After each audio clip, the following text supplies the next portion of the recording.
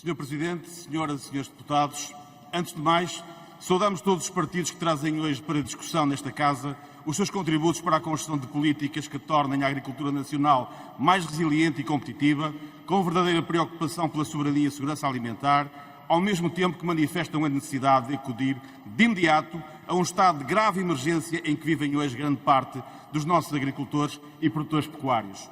Com efeito, depois de um ano de 2022 muito difícil para o setor agrícola, marcado pela crise inflacionista dos fatores de produção e pela seca que assolou o território nacional, que culminou numa perda de rendimento na ordem dos 12% relativamente ao ano anterior, os agricultores e produtores pecuários estão novamente confrontados com a incerteza e com a crise. Cerca de 40% do território português está nesta altura em seca severa e extrema, sendo as regiões do Alentejo e do Algarve as mais afetadas, com valores de percentagem de água no solo, segundo o IPMA, inferiores a 10%. Esta situação está a afetar fortemente a atividade agrícola, comprometendo muitas das culturas de primavera-verão e, em particular, a produção pecuária, que, sem acesso a pastagens e água, enfrenta muitas dificuldades em assegurar a alimentação animal. Em desespero, muitos dos produtores estão já a optar pela venda do seu efetivo animal. Infelizmente, a perda de rendimento para muitos agricultores é, assim, já uma certeza novamente este ano. Daí que o PSD, depois de ouvir diversas organizações do setor e face à total inação do Ministério da Agricultura, tenha apresentado no passado dia 4 de maio o projeto de resolução ora em discussão que visava, acima de tudo, o reconhecimento formal pelo Governo da existência de seca severa e extrema em parte do território nacional para que fossem disponibilizados aos agricultores afetados os necessários apoios. Ora, o reclamado reconhecimento formal da existência da seca, entretanto, já aconteceu. Quanto aos necessários apoios, continuam os agricultores à espera. É verdade que uma boa parte do território da nossa vizinha Espanha também se encontra em seca severa e extrema, e os seus agricultores igualmente numa situação difícil. Todavia, com uma grande diferença.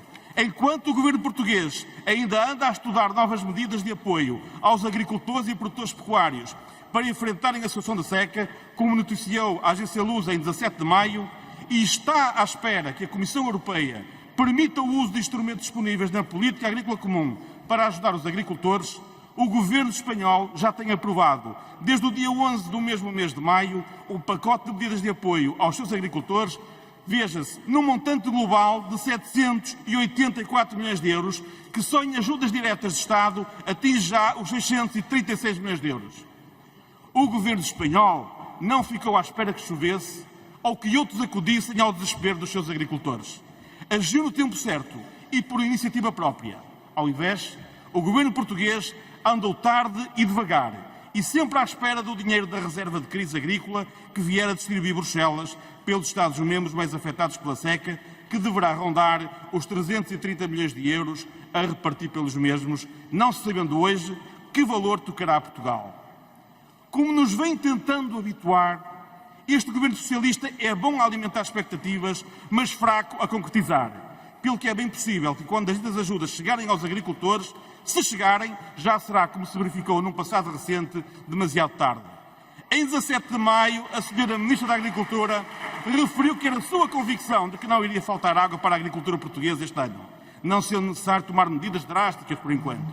Por sua vez, o Sr. Ministro do Ambiente, recentemente, e depois da decisão de reduzir em 20% a cota de água para a agricultura nas barragens de Odileite e Beliche, anunciou a possibilidade de serem impostas novas restrições ao setor agrícola. Ora, a agricultura é um setor absolutamente prioritário e estratégico para qualquer país que pretenda afirmar a sua soberania de forma plena. Porém, sem água, não é possível fomentar a produção agrícola e garantir a segurança alimentar.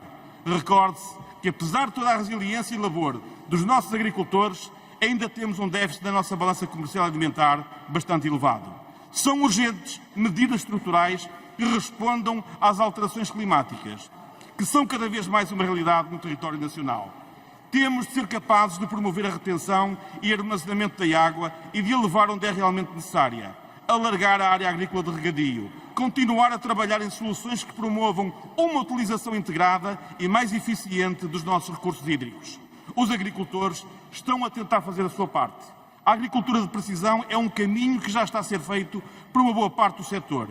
A defesa e promoção da sustentabilidade ambiental é para os agricultores uma missão de todos os dias. Ora, o Governo tem à sua disposição um instrumento financeiro que poderia ser absolutamente decisivo para uma resposta eficaz a estes desafios, que é o Plano de Recuperação e Resiliência, mas não tem manifestamente vontade política para tal. Não é por acaso que dos 16 mil milhões de euros do PRR inicialmente previstos, o Governo apenas tenha destinado ao setor agrícola pouco mais de 300 milhões de euros.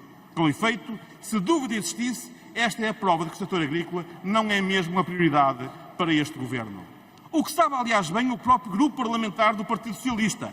Daí o projeto de resolução que hoje nos apresenta, em que reclama mais apoios para o setor agrícola, vindos precisamente do PRR. Estamos totalmente de acordo.